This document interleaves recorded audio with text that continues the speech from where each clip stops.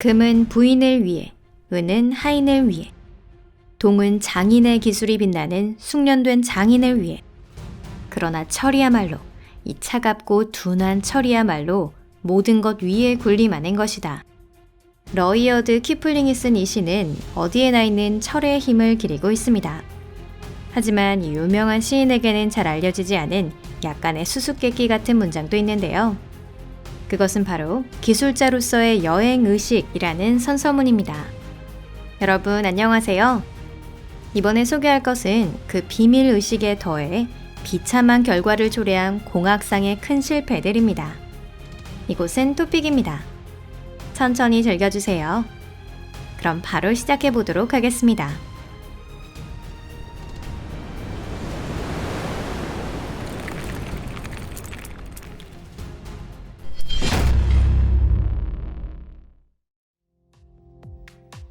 퀘벡 다리와 철의 반지. 시기는 19세기 캐나다 퀘벡의 거리로 거슬러 올라갑니다. 당시 그 주민이 세인트 로렌스 강을 건널 때는 페리를 타거나 겨울에는 얼음 위를 걷는 수밖에 없었는데요. 1907년 이 강 위를 지나는 다리 건설은 거의 다 완성이 된 상태였는데 개통되기 전에 붕괴되고 말았습니다. 이로 인해 많은 피해자와 막대한 경제적 손실을 입었습니다. 구조 계산 착오로 인한 대참사였지만 이는 오래전부터 기사인 노먼 맥류어라는 사람이 경고했던 일이었는데요. 그러나 그 경고가 진지하게 받아들여지지는 않았습니다. 1916년 퀘벡 다리를 건설하려는 두 번째 도전이 있었습니다. 9월 11일 다리의 중앙 부분을 설치하는 중에 거대한 교각이 강에 낙하해 버렸습니다. 참고로 떨어진 교각은 현재도 그대로 남아 있습니다. 프란츠 리히텐베르크라고 하는 기사가 사고가 나기 반년 전에 교각을 들어 올리는 장치에 문제가 있다는 경고를 던졌는데요. 하지만 지난번과 마찬가지로 받아들여지지 않았습니다. 캐나다에서는 공대를 졸업한 학생들에게 비밀의식이 진행되고 철의 반지가 수여되고 있습니다. 전설에 따르면 그 첫 번째 것은 퀘벡 다리의 잔해에서 만들어진 것으로 알려져 있고요. 이 의식에서 그 키플링이 쓴 선서문을 졸업생이 외우는 것입니다.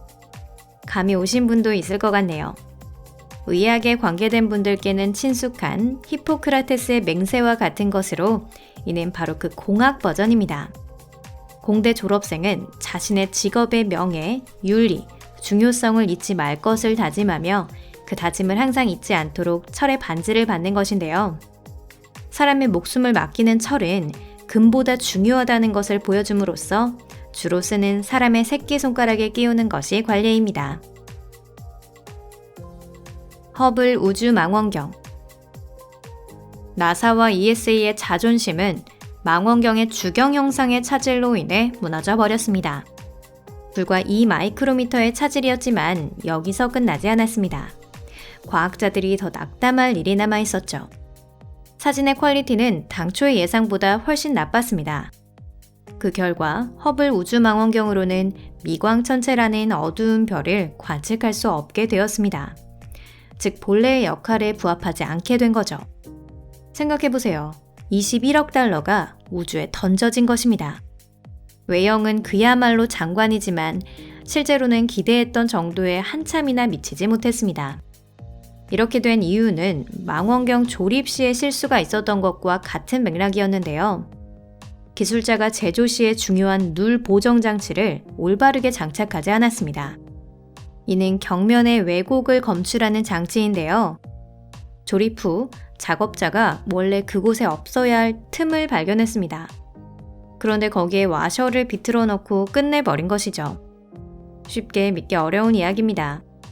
더욱 믿을 수 없는 건 제조를 담당한 파킨 엘머사의 행동입니다.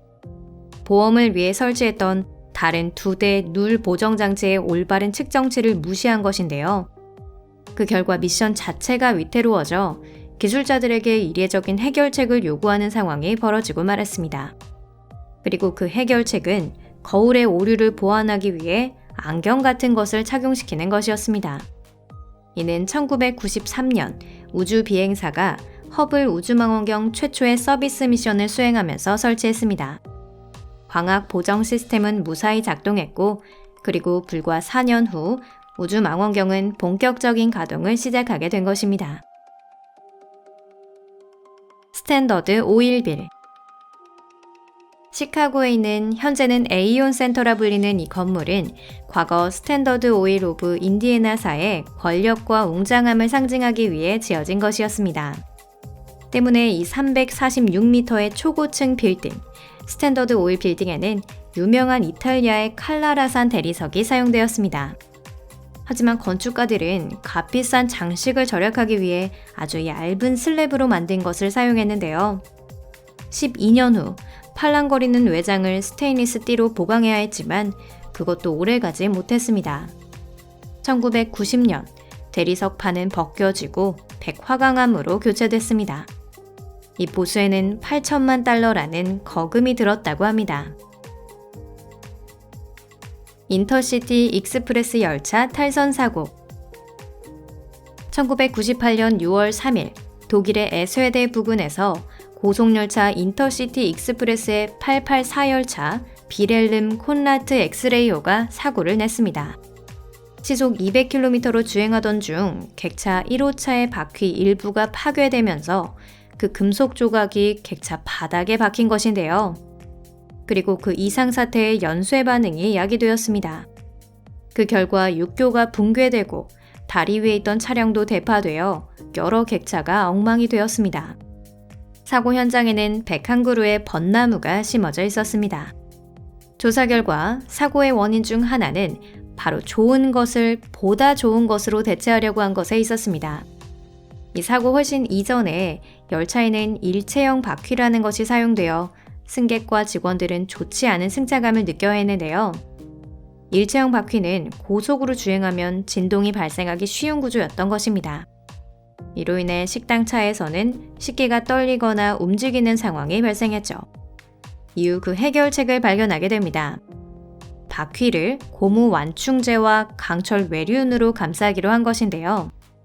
이 열차의 외륜 중 하나에 비정상적인 부하가 걸려 금속 피로에 의한 균열이 발생했습니다. 구리선을 심하게 구부렸다 폈다를 반복하면 끊어지는 것과 마찬가지로 역시 끊어져 버린 것입니다. 무려 이 외륜은 하루 종일 가동되는 중에 50만 번이나 휘었다 폈다를 반복했다고 합니다. 어느 날 그것이 한계에 달해 사무차 바닥에 외륜이 꽂히면서 비극의 연쇄에 첫걸음이 되고 만 것이죠. 만약 독일 철도 직원이 유스트라사의 경고에 올바르게 대처했다면 이런 사태는 일어나지 않았을지도 모릅니다. 이 대참사 1년 전에 주로 노면 전차를 운행하는 유스트라사는 바퀴가 금속 피로에 영향을 보인다는 사실을 알게 됐고요. 그리고 같은 바퀴를 사용하고 있는 모든 회사에 그 사실을 알려주었던 것입니다. 프라운호퍼 연구기구도 1992년에 비슷한 문제를 경고했지만 소용이 없었다고 합니다. 플라이 스크레이퍼. 2015년 런던의 20 펜처치 스트리트는 그의 가장 실패한 건축 프로젝트로 선정됐습니다. 좋은 곳이 거의 없다고까지 말할 수 있을 정도였는데요.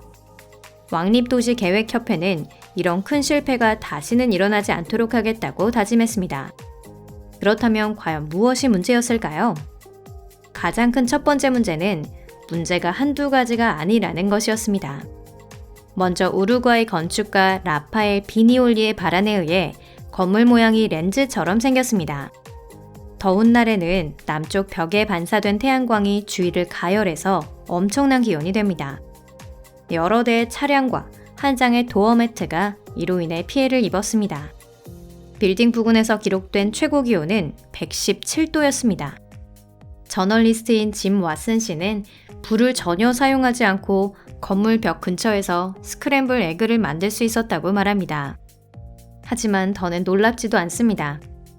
그 결과 이 초고층 빌딩은 플라이 스크레이퍼라는 별명으로 불리게 되었습니다.